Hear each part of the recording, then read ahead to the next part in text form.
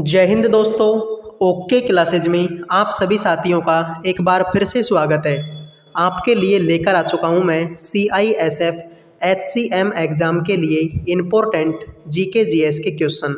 ये तो आप सबको पता होगा कि पेपर जो है 30 तारीख से शुरू होने वाला है, तो लगभग 3 से 4 दिन आपके पास बचे हैं।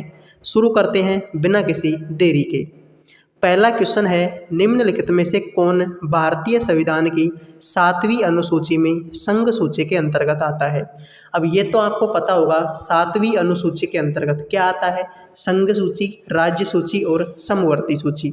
तो संघ सूची का विषय आपसे पूछा है तो बाटों और मापों के मानक नियत करना। जब आप किसी दुकान पर जाते हो तो वहाँ पर आपको बाटों से सामान तोल के देता है, तो उन बाट और जो माप होती है, जैसे दूध मापने की हो गई, तो उन मापों की जो नियत निर्धारित करना, ये काम किसका है, संघ सूची का।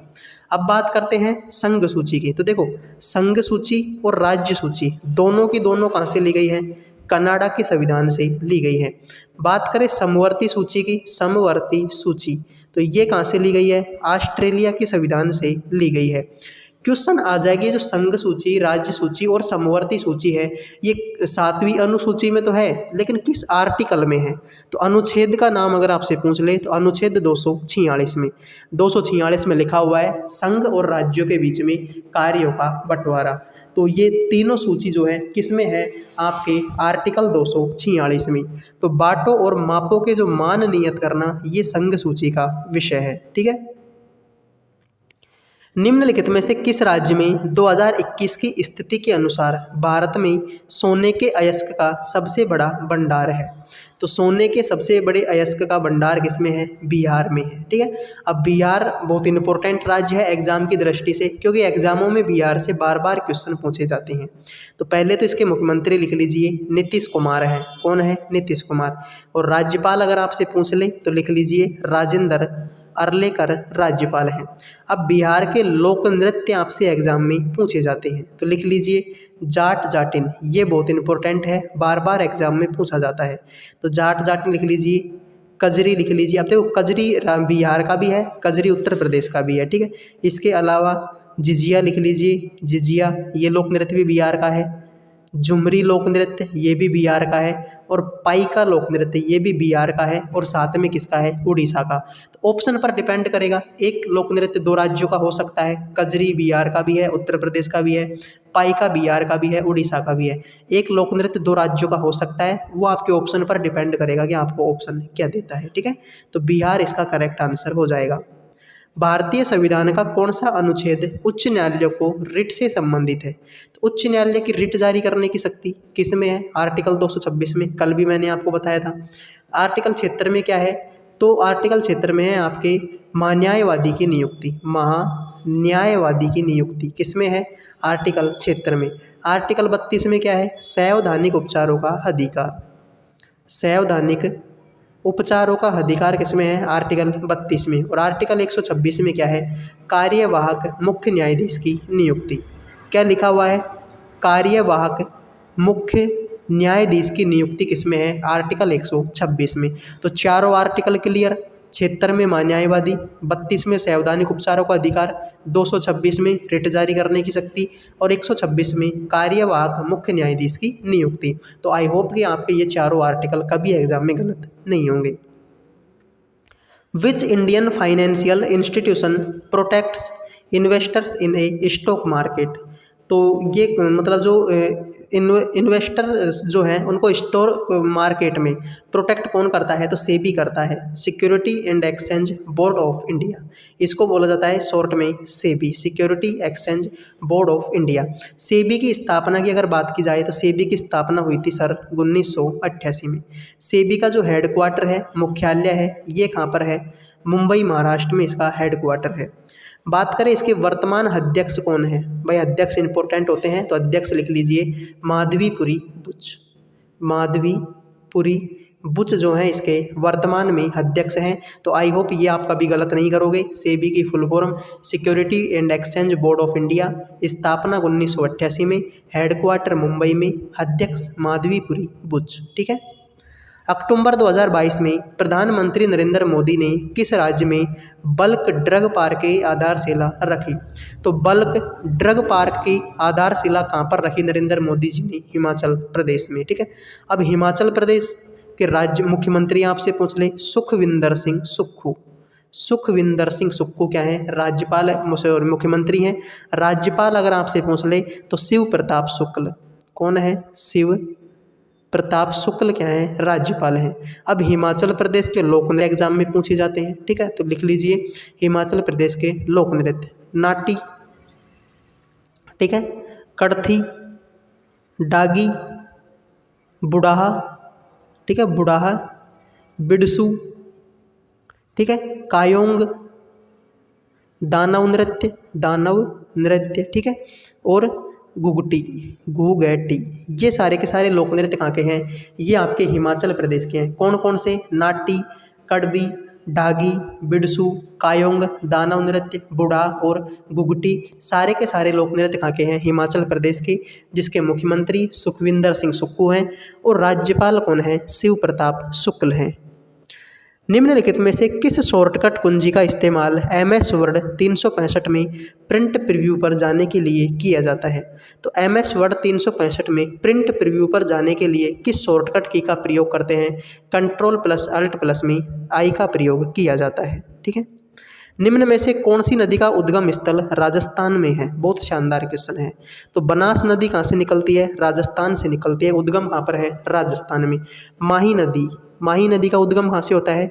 विंध्य पर्वत से होता है, विंध्य पर्वत से होता है, और ये कहाँ पर होता है? मध्य प्रदेश में। ताप्ती नदी का उद्गम कहाँ से होता है? सतपुड़ा पर्वत से, सतपुड़ा पर्वत से, और ये भी कहाँ पर है? मध्य प्रदेश में।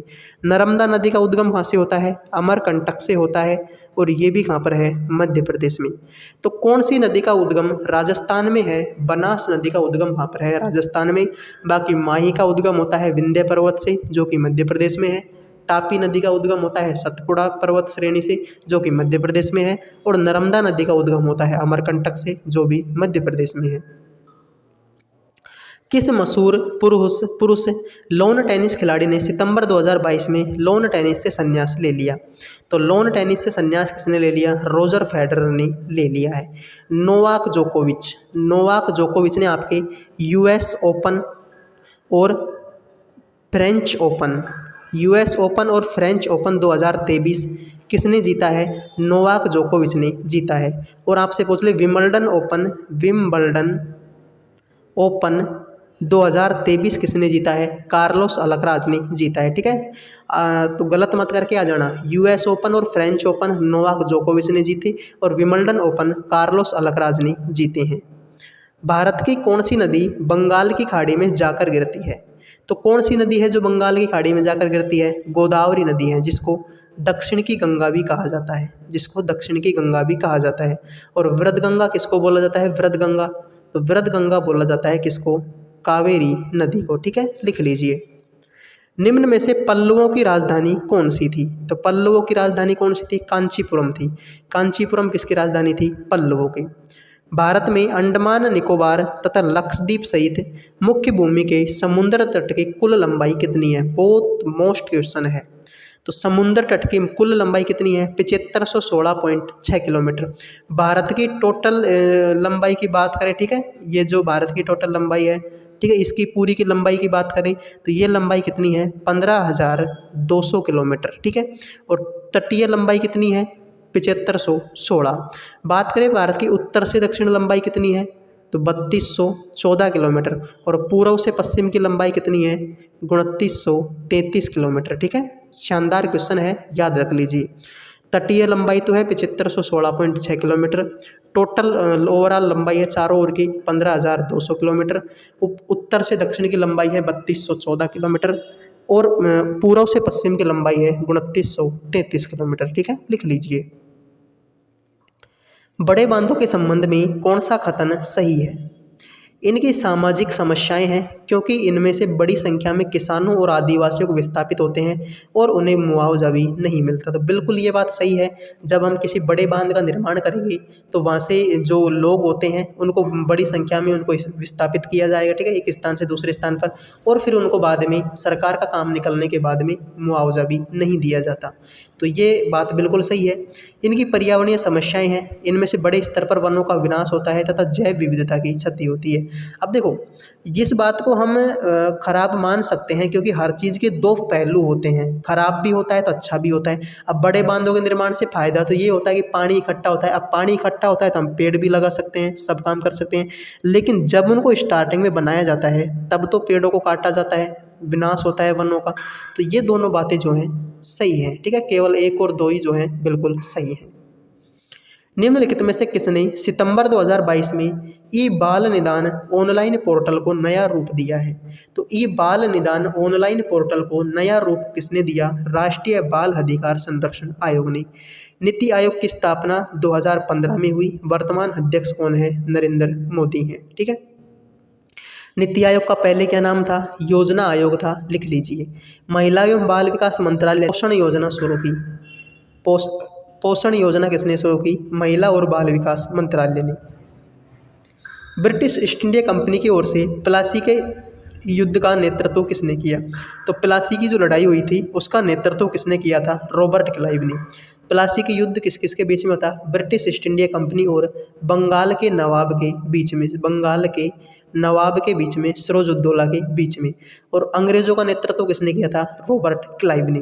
प्लासी का युद्ध कब हुआ था? 23 जून 1757 को हुआ था, ठीक है, 23 जून 1757 को प्लासी का युद्ध हुआ था, ठीक है। प्लासी कहाँ पर है? पश्चिम बंगाल में है। कहाँ पर है? पश्चिम बंगाल में है। जैसे खानवा राजस्थान में है, बक्सर बिहार में है, उसी तरीके से प्लासी कहाँ पर है? पश्चिम बंगाल में है। किस भारतीय लेखक ने प्रसिद्ध पुस्तक मानसरोवर लिखी? बहुत मोस्ट क्वेश्चन है। मानसरोवर पुस्तक के लेखक कौन है? मुंशी प्रेमचंद। अब मुंशी प्रेमचंद की और पुस्तकें एग्जाम में पूछी जाती हैं तो लिख लीजिए। गोदान पुस्तक किसने लिखी?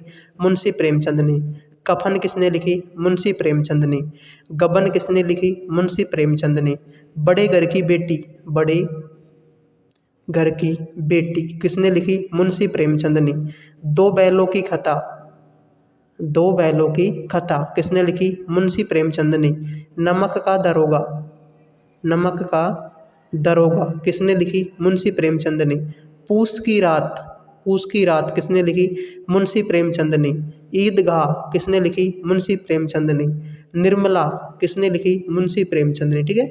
इतनी अगर आप याद करके जाते हो तो आपका क्वेश्चन गलत नहीं होने वाला।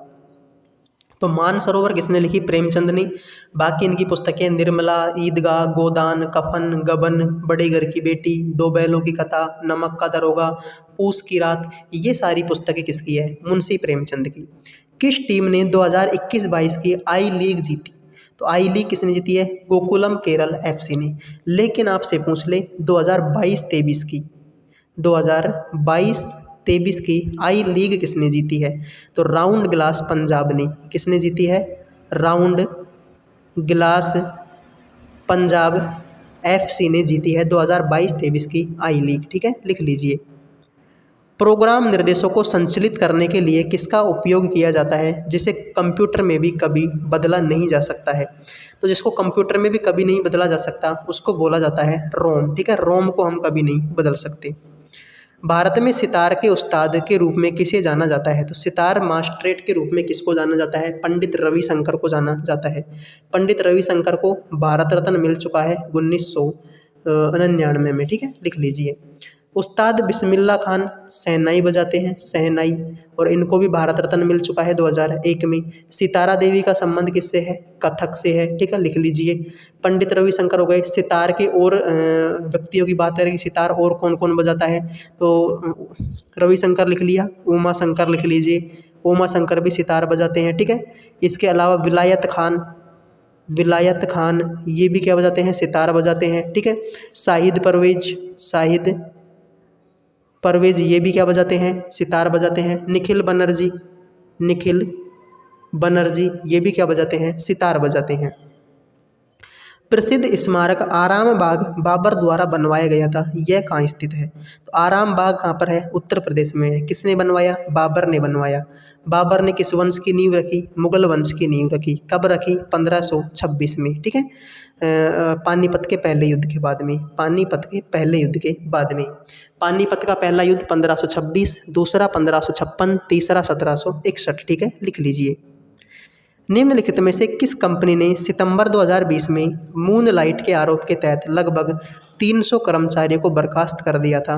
विप्रो को। ठीक है, 1956 के औद्योगिक नीति का प्रस्ताव ने खालिस्तान पर आधार बनाया था। तो 1956 के औद्योगिक नीति प्रस्ताव ने किसको आधार बनाया था? द्वितीय पंचवर्षीय योजना को। कब से कब तक थी? 1956 से 1961 तक। ठीक है, लिख लीजिए। PKL के प्रो कबड्डी लीग, PKL की फुल फॉर्म क्या होती है? Pro kabaddi league. ठीक है, तो 8वें संस्करण के फाइनल मैच में निम्नलिखित में से किन दो टीमों के बीच मुकाबला हुआ था? तो 8वें संस्करण के फाइनल मैच में किन दो मैचों के बीच फाइनल मुकाबला हुआ? दबंग दिल्ली और पटना पायरेट्स के बीच में। अब आपसे पूछ ले फाइनल मुकाबला इन दोनों के बीच में हुआ तो जीता कौन? तो विजेता। ठीक है, विजेता कौन थी? दिल्ली दबंग थी। उपविजेता कौन थी? पटना पायरेट्स थी। ठीक है, तो जीता कौन? दबंग दिल्ली। उपविजेता कौन? पटना पायरेट्स। भारतीय परमाणु कार्यक्रम का जनक किसे कहा जाता है? होमी जे भाभा को। ठीक है, होमी जहांगीर भाभा को। बड़ी मात्रा में खालिस्तान कैंसर कोशिकाओं को मारती है या उसे DNA को नष्ट करके उनकी वृद्धि को धीमा कर देती है? कैंसर कोशिकाएं जिनका DNA इतना क्षतिग्रस्त हो जाता है कि उन्हें ठीक नहीं किया जा सकता, विभाजित होना बंद हो जाती है या नष्ट हो जाती है। जब क्षतिग्रस्त कोशिकाएं नष्ट हो जाती है तो वे टूट जाती हैं, वे शरीर के बाहर निकल जाती हैं। तो विकिरण चिकित्सा, कैंसर का इलाज किससे किया जाता है? विकिरण चिकित्सा से जो कैंसरी जो कोशिकाएं हैं वो टूट जाती हैं, क्षतिग्रस्त हो जाती हैं। निम्नलिखित में से कौन सा कोलाइड फॉर्म का उदाहरण है? तो कोलाइड फॉर्म का उदाहरण कौन सा है? स्पंज है। ठीक है, तो ये 25 क्वेश्चन थे जो आपकी CISF HCM एग्जाम के लिए इम्पोर्टेंट है। मिलते हैं नेक्स्ट वीडियो में। जय हिंद, जय भारत।